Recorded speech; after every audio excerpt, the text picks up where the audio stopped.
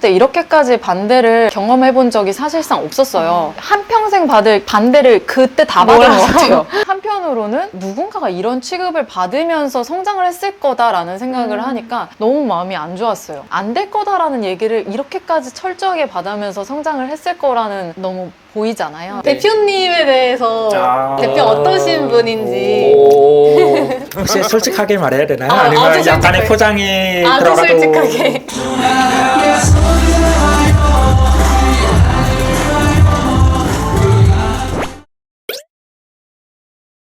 안녕하세요. 스튜디오샤 제나입니다. 이렇게 샤라웃에서 인사드리는 건 처음인 것 같은데요. 오늘 하나가 바쁘다고 해서 제나가 이렇게 대신 왔습니다. 네, 오늘은 특별히 촬영을 위해 색다른 곳에 와 있는데요. 노들섬입니다. 네, 오늘 만나볼 선배님이 엔터테인먼트 기획사의 대표님이라고 하시는데요. 소속 아티스트 분들이 이 노들섬에서 공연이 있다고 하셔서 그 현장을 함께 찾아보러 왔습니다. 네, 안녕하세요.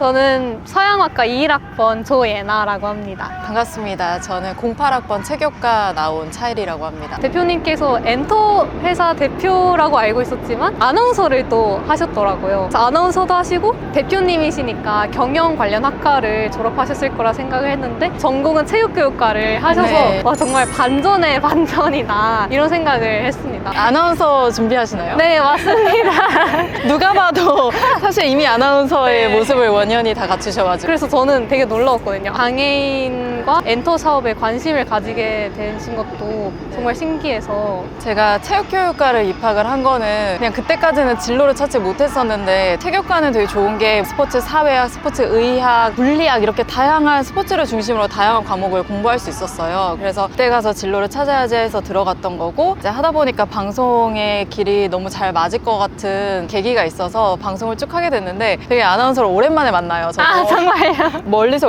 올 때 이미 저기 왜 아나운서가.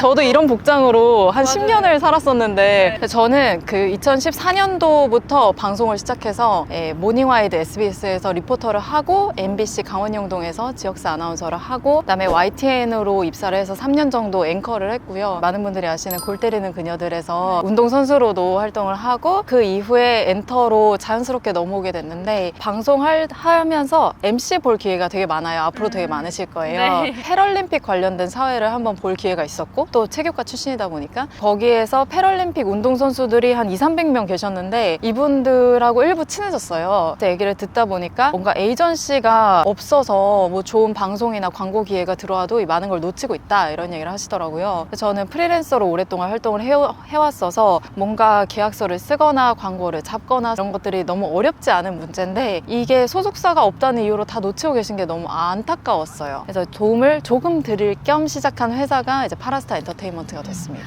저는 이제 또 궁금했던 게 장애인 전문 엔터 회사잖아요. 그럼 어떤 소속 아티스트 분들이 계신지도 좀 궁금해요. 패럴림픽 개막식, 폐막식 때 메인 댄서로 계셨던 뭐 휠체어 무용수 김용우 선생님, 청각장애인 발레리나 고아라 선생님, 이런 분들이 계시고, 가장 좀 인지도가 높은 아티스트로는 빅오션이라는 아이돌이 있습니다. 아, 저도 빅오션 뉴스에서 몇 번 봤었는데 어텐션 빅오션입니다. 잘 부탁드립니다. 아예 못 잤어요. 긴장돼가지고. 가장 기억에 남던 팬분의 말은 세상에 나와줘서 고맙다. 보면서 또 궁금했던 게, 아이돌은 청각을 사용하는 아티스트잖아요. 청각 장애인으로 아이돌을 만들었던 이유가 네. 그때 궁금했습니다. 되게 회사에서는 많은 시도가 있었어요. 그래서 모델분들도 주력으로 키웠었고, 이제 연기자도 키웠었고 했는데, 훌륭한 아티스트를 생각했던 것만큼 쉽게 배출하기는 어려웠고요. 이제 마지막 보루로 아이돌을 한번 만들어보자 라는 마음을 일단 먹었는데, 거기에 적합한 인재를 찾다 보니 청각 장애인 분이 있었어요. 일단 제가 생각할 때 아이돌로서의 가장 핵심적인 역량 중에 하나는 끼! 맞아요. 그 사람한테서 나오는 그 끼부림이 있잖아요. 그거가 아이돌에 걸맞는 외모의 그 왁구라고 하나요? 그런 게 있다고 생각했어요. 네. 근데 그런 친구가 눈에 딱 발견이 됐는데, 지금 이제 센터를 맡고 있는 PJ 분이 눈에 제일 먼저 들어왔고, 꼭 그 노래를 귀로만 들어야 되는 게 아니고 다른 방법으로도 느낄 수 있지 않을까라는 생각이 있었고요. 그래서 저희 회사에서는 청력을 보완하기 위한 다양한 기계들도 만들었어요. 뭐 예를 들면은 플래시라이트를 정박에 터뜨려서 소리가 안 들려도 이게 정박자다라는 거를 인지할 수 있게 트레이닝을 한다던가, 스마트워치에다가 애플리케이션을 심어서 정박에 맞춰서 비트가 진동으로 느껴지게 한다던가, 이런 방식으로 보완을 해서 아이돌을 배출을 할 수 있었습니다. 뭐 이거는 조금 너가 들리는 것보다도 더 빨리 움직여야 돼, 이런 식으로 얘기를 해주는데 그 말을 하는 것도 전달이 잘 안 돼요. 네, 이제 노래를 다 끄고 조용한 상태에서 입 모양을 서로 보면서 그 얘기를 하고 말한 대로 실행을 또 하는 건 그 다음 문제고, 이래서 소통이 제일 어려웠던 것 같고요. 그리고 그것보다 조금 더 근본적인 문제가 하나 있다면, 한계점에 도달을 하면 다양한 생각을 그 다음부터 하잖아요. 내가 문제인가? 트레이닝 방법이 문제인가? 아니면 선생님이 문제인가? 이제 다양한 생각을 하게 되는데, 저희 친구들은 나의 장애 때문에 그런가?에 대한 의심을 1차적으로는 많이 했었어요. 근데 어쩔 수 없이 내가 소리가 안 들리니까 그만큼 이해를 못해서 춤을 못 추나? 이런 생각을 많이들 반복했는데, 이게 그게 아니라는 거를 회사에서 입증하는데 되게 오랜 시간을 써줬고, 아예 안 들려도 춤을 잘 출 수 있다. 완전 전농인, 아예 안 들리는데 춤을 잘 추는, 기가 막히게 잘 추는 사람을 어떻게 기가 막히게 찾아내서 영상으로 보여주는 거죠. 증거를. 네. 증거를 갖고 와서 여봐, 이분은 전농이시다. 네. 잘할 수 있다. 네, 엄청 잘하시지 않냐. 춤은 몸으로 표현하는 거고 내적 리듬이라는 게 있으면 맞아요. 사실 또 되잖아요. 그런 것처럼 내적 리듬이 중요하다고 계속 강조를 해왔습니다. 오늘 공연은 어떤 공연인 건가요? 여기는 썸머바이브 페스티벌인데요. 대표적인 여름 축제이기도 하고 서울문화재단에서 운영을 하는 축제에 저희가 초청을 받아서 오게 됐습니다. 센치와 하모나이즈와 훌륭한 아티스트분들이 많이 출연을 합니다. 근데 지금 여기 대기실에 저희가 와 있는데 아까부터 계속 일을 하고 계시더라고요. 연출이 아니고 진짜 오늘 발등에 불이 떨어졌어요. 아, 정말요? 왜? 무슨 일? 저희가 그 미국 투어를 준비하고 있는데 비자 신청 기간이 굉장히 임박해 있었거든요. 근데 신청을 했는데 추가 요청 서류가 다다다다 날라와가지고 빨리 제출을 안 하면 저희 투어를 못 갈 수가 있습니다. 네. 가야 되는데. 네네. 그래서 정말 잠깐만 처리를 하고 다시 돌아올게요. 네, 알겠습니다. 네. 진짜로 발등에 불이 떨어졌어요. 아까부터 계속.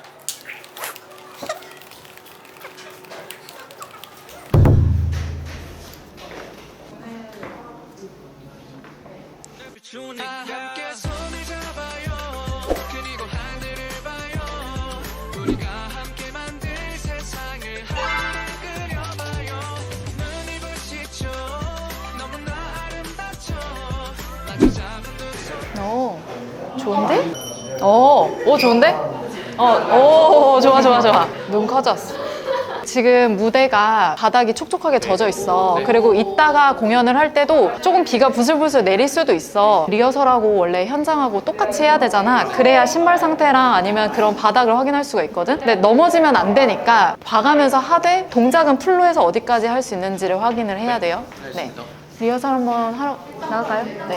지금 이제 리허설 하러 가는 거를 따라가고 있습니다. 근데 비가 정말 많이 오고 있어요. 어떻게 좀 준비는 잘 된 것 같나요? 아니 근데 이게 지금 갑자기 비가 와가지고 그래서 지금 바닥 같은 것도 체크를 해야 되고 약간 안전 같은 것도 체크를 해야 되는데, 원래는 저쪽에 중앙무대까지 진출을 하면 좋은데 지금 비가 오고 있다가도 올 수가 있어가지고 리허설도 그렇게 못할 것 같고, 막 이렇게 바닥에 물기가 있으면 여기가 괜찮은 것 같아도 이따가 현장에서 올라올 때는 여기에 발에 신발에 물기가 묻어가지고 옮겨오면서 또 미끄러질 수도 있어요. 그래서 뭔가 추가적으로 수건 같은 거 부탁해놨어요. 아티스트 분들은 이렇게 화장도 준비 잘 되셨나요? 생긴 대로 나오는 거죠. 네, 옷은 이따가 좀 더 화려해질 거예요. 정말? 네. 옷이 바뀌는 네네. 비가 저희 점점 더우는데 이러면은 관중분들도 너무 힘드셔가지고 야외 무대 되게 흔치않은 기회거든요. 네. 빅오션 팬분들이 와 있어요. 저렇게 막 파란색 네. 부채 흔드는 분들하고 앞에 계신 분들은 빅오션 팬들이에요. 막 손 흔들고 계신데요? 네, 애들 얼굴 있는 거. 이 친구가 제일 어려운데 인공화호가 무대 중간에 되게 많이 날아가요. 그래서 이렇게 먼저 마이크를 하나 붙여놓고 그 다음에 인공화호를 착용을 하고 또 테이프를 한 번 또 붙여요.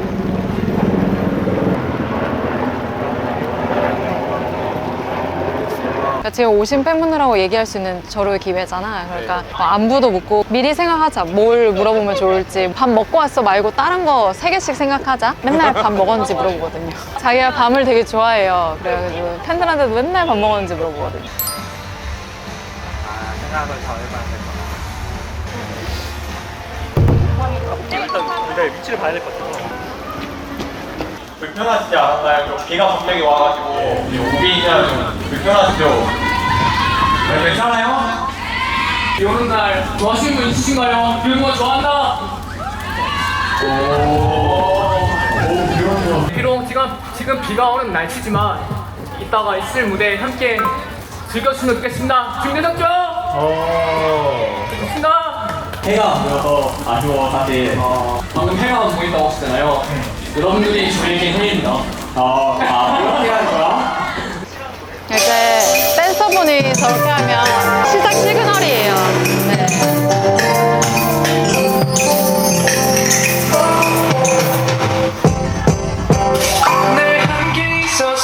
전체를 원래는 풀 리허설을 해야 되는데 그걸 못하는 것도 조금 아쉽고 해가 쨍한 상태에서 원래 보니까 물대포 이런 것도 그 연출로 준비가 되어 있는데 그런 걸 아마 못 쓸 것 같아요.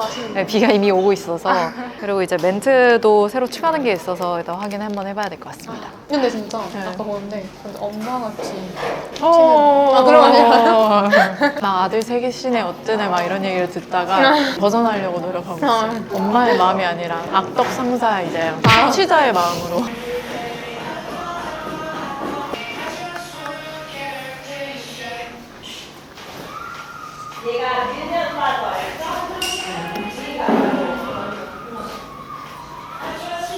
네, 이제 무대 올라가기 전에 아티스트 분들 비고션 만나서 이야기 한번 나눠보려고 하는데요. 인사 먼저 드리겠습니다. 네. 네, 어텐션!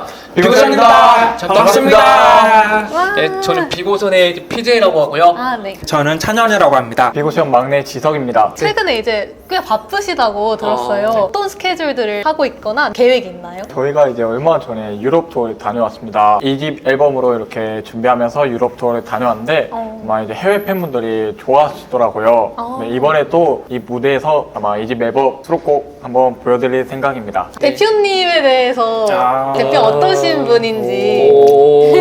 혹시 솔직하게 말해야 되나요? 아주 아니면 솔직하게. 약간의 포장이 아주 들어가도 솔직하게. 네, 알면 알수록 대표님이 뭔가 드라마에 나오는 여주인공보다 훨씬 더 여주인공 같은 면이 있으세요. 왜냐하면 매번 회사에서 일이 터지는데 어떻게든 항상 해결해 나가시고 그런 모습이 되게 책임감 있고 용감하고 동시에 따뜻함을 배우게 되는 그런 분이라고 저는 그렇게 생각합니다. 와, 네. 엄청 좋게 말씀해 주시는데요.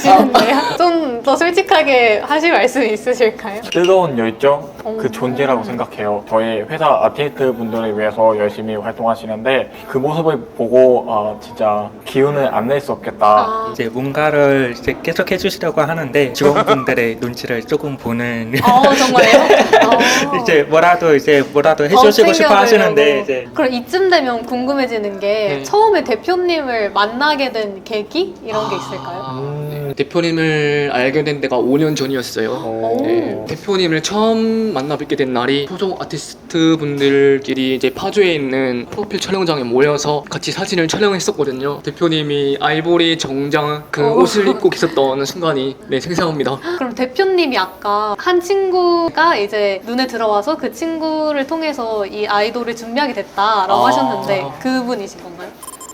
그런 것 같습니다. 이 시점에 BJ가 파라타 회사랑 이제 같이 무대를 하는 게 있었어요. 네. 네, 런웨이 무대인 걸로 알고 있는데 그 무대를 보고 싶어서 직접 찾아갔는데 대표님께서 저를 발견하셔가지고 좋은 기회로 이제 캐스팅 제의가 와서 제가 직접 회사를 찾아갔어요. 그럼 그때 그 직접 보러 간 행사에서 대표님을 뵙게 된 거였네요. 네. 친구들이 캐스팅이잖아요. 오디션을 보러 가서 이제 합격한 케이스인데요. 저를 되게 배려해 주셔서 되게 인상 깊었던 게 있습니다. 네, 이제 곧 무대에 올라가셔야 된다고 하는데 네. 저희가 밑에서 열심히 보고 있겠습니다. 네, 지금까지 비고전이었습니다. 고맙습니다. 렛츠고. 직전입니다. 그러니까요. 굉장히 설레고 두근거리고 네. 그냥 오늘 무대 한번 신나게 달려보겠습니다. 화이팅! 화이팅! 좌우로 흔들어! 즐기고자 파이팅! 치킨 오션이요? 아니야, 치킨 오션 말고 즐기고 오자고. 아 즐기고 오자고. 어. 잘못 들었어요. 치킨 오션이라고 하시는 줄. 오션을 무대 위로 모시겠습니다.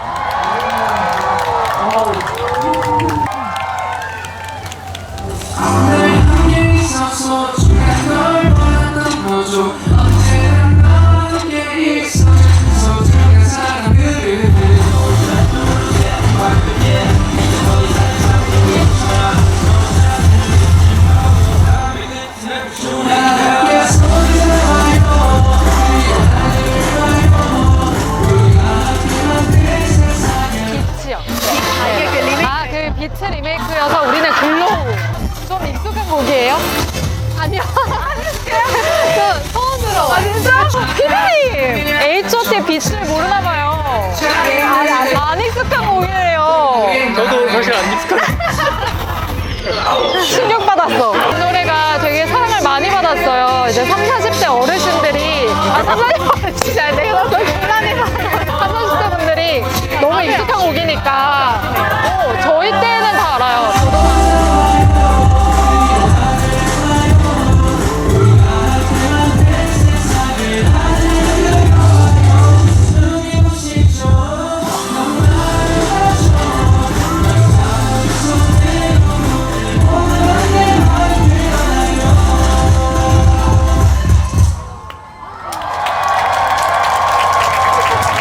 여러분들 뜨겁게 즐길 준비 되셨을까요?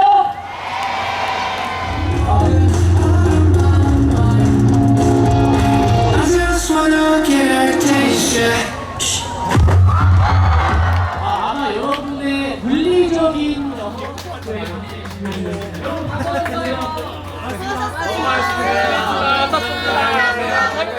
네, 공연 일정이 끝나고 이제 선배님을 따로 모셔봤는데요. 지금부터는 선배님의 커리어에 대해서 자세히 인터뷰해보는 시간을 갖도록 하겠습니다. 아까까지만 해도 이제 파라스타 엔터테인먼트 대표님으로 계속 활동을 하는 모습을 보여주셨는데, 사실 알고 보니까 아나운서를 꽤 오래 하셨다고 하셨어요. 앵커도 하셨는데 네. 어떻게 하게 되신 걸까요? 원래 꿈이 아나운서였으니까 리포터가 정말 재밌었지만 그래도 원래 하려던 것까지 해보자 라는 생각에 좀 과감하게 포기를 하고 나왔고요. 그 다음에 시험에 매진을 해서 정말 다행히 MBC 강원영동 삼척지점에 합격을 했어요. 기로에 서 있었던 것 같아요. 그 생활이 너무 좋아서 나 이대로 삼척 사람이 될 것만 같은 거죠. 진짜 한 번은 그래도 다시 서울로 도전을 해보자. 내 원래 모든 소중한 것들은 저기에 있었잖아. 이걸 기억을 해낸 다음에 YTN에서 이전에 시험을 봤었는데 추가 합격자로 전화가 왔어요. 아, YTN에서? 네, YTN에서 네, 앵커를 해보지 않겠냐 그래가지고 또 와서 좋은 기회가 기회에 한 3년 정도 뉴스를 진행을 하게 됩니다. 파라스타인 것도 패럴림픽에서 시작이 되면서 네.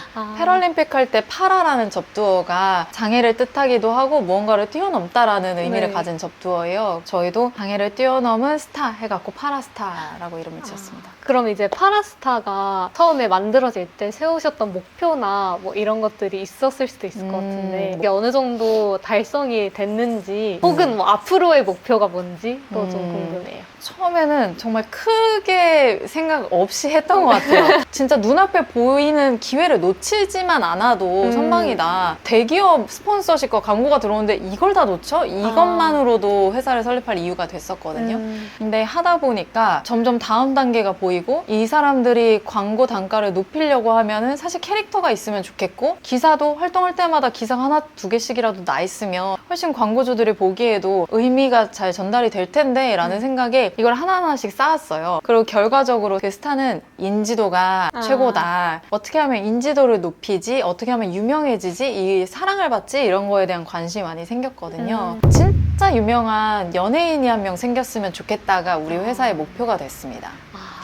뭐 예를 들면 왕좌의 게임에 나오는 피터 딩클리지, 이제 키 작으신 분인데 네. 엄청 유명한 배우세요. 그런 분들이 연기자로서 개런티도 탑 10까지 할리우드에서 올랐었거든요. 대체가 불가능한 캐릭터여서 개런티도 계속 올라가고 실제로 연기력도 뒷받침해 주셨지만 그랬다고 들었거든요. 그래서 저희도 장애가 캐릭터가 돼서 대체 불가능한 어떤 특징이 된다면 훨씬 활동하기도 좋겠다라는 생각이에요. 얘기를 듣다가 또 궁금해진 게 보통 대중들은 장애인의 그런 장애를 좀 장애물로 네, 생각하곤 네. 하는데 이렇게 일을 하시다 보면은 오히려 장애가 더 어드밴티지가 되거나 매력이 된 경우도 있었을 것 같아요. 1차적으로는 연예인은 사람들이 좀 단단하고 스토리가 있는 게 중요한 것 같아요. 아. 내가 살아왔던 어떤 특징들이 그 사람의 캐릭터가 되는 건데 장애가 있으신 분들은 평범한 사람은 경험할 수 없는 아주 큰 변곡점과 아주 큰 시련을 한 번은 경험을 하신 거잖아요. 네. 그거를 극복하는 과정에서 아주 많이 성숙해지시더라고요. 큰 벽을 느끼고 이거를 깨 부수고 다시 나와서 연예인 활동을 하시는 거다 보니까 제가 만난 그 누구보다도 강하다고 느꼈어요.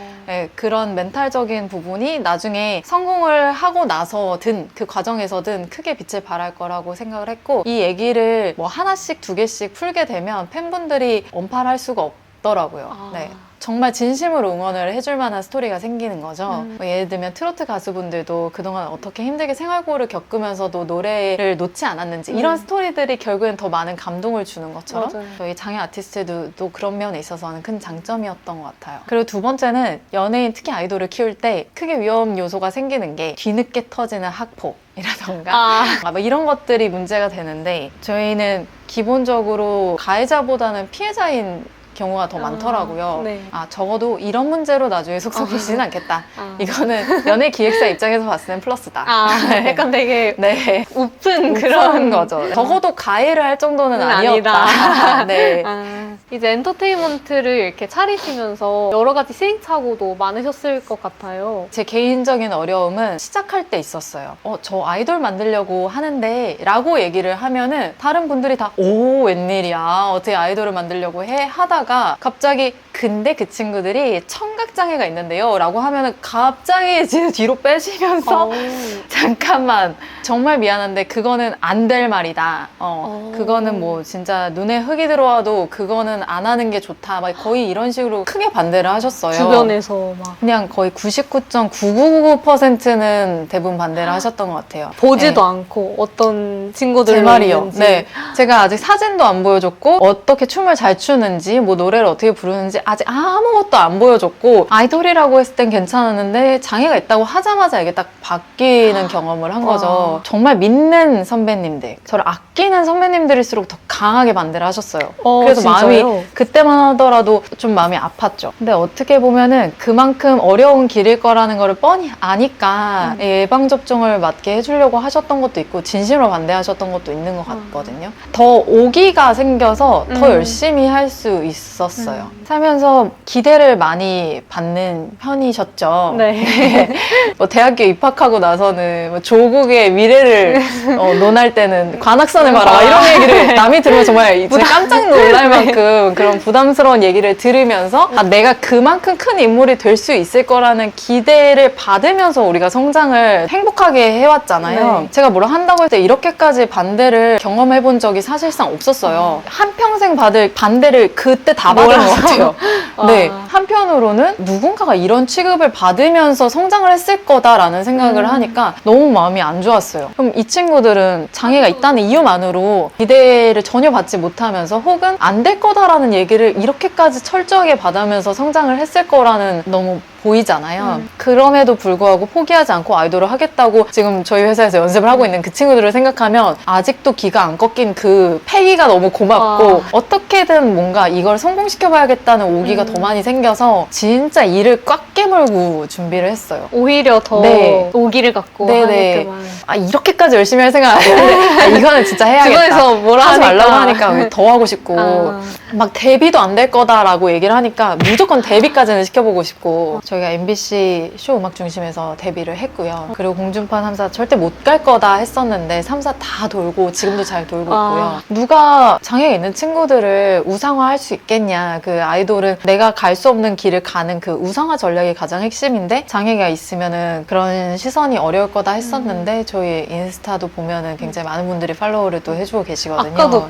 너무 네. 많으셔가지고 팬분들이 온라인 상으로도 오프라인 상으로도 이제 팬덤이 생겨서 저희가 유럽 투어와 미국 투어까지 가게 됐거든요. 하나하나씩 깨나가는 재미가 쏠쏠합니다. 그럼 앞으로 선배님이 갖고 계신 목표나 계획 같은 게 있을까요? 보면은 어떠한 레이블이라도 유명한 사람이 없이 잘 되는 회사는 없고요. 네. 그 방탄소년단이 처음에 해외를 나갈 때 한 번 큰 편견에 부딪혔던 팀이기도 합니다. 외국인들한테 있어서 동양인 남성이 크게 매력 어필이 안 되지 않을까라는 편견이 그때 당시에도 있었고 신장도 훨씬 더 커야 되지 않을까 뭐 이런 편견들도 나름 있었고 이제 동양 남성이니까 그랬는데 그런 거를 정말 아랑곳하지 않고 정말 그냥 정조준에서 유럽 시장, 미국 시장을 다 섭렵을 했잖아요. 그런 것처럼 지금 빅오션도 장애가 있는데 이게 되겠어? 라는 큰 편견에 갇혀 있었는데 이걸 이제 뚫고 나오고 있는 단계라고 봐요. 열광할 수 있는 팀을 먼저 만들고 그 다음에 후위를 도모하자. 그런 게 현실적인 목표입니다. 다 함께 손을 잡아요